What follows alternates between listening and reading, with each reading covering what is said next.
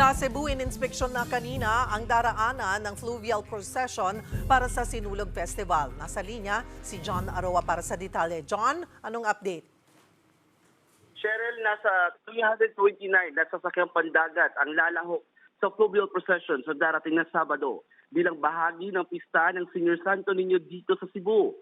Para masiguro ang kaligtasan ng mga deboto, nagsagawa ng inspeksyon ng Philippine Coast Guard kasama ang Philippine Navy at Maritime Police.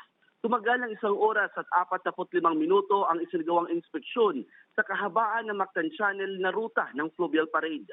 Tulad ng nakaraang mga fluvial procession mula sa Navforsan Camp, idadaan sa 3 tulay ng Cebu ang prosesyon. Mag-u-turn sa CCLX at idadaong ang imahe ng Santo Niño sa Pier 1 ng Cebu City. Alas 4 ng madaling araw ng Sabado, isasara ang buong Mactan Channel para bigyang daan ang pagdaos ng fluvial procession. At muli itong bubuksan ng alas 9 ng umaga. Inaasahan ng libo-libong deboto ang sasali sa paglalayag. Handa na rin ang galyong sasakyan ng imahe ng Santo Niño. Ang pangalan ng barko ay ang MV Santo Niño de Cebu. Cheryl.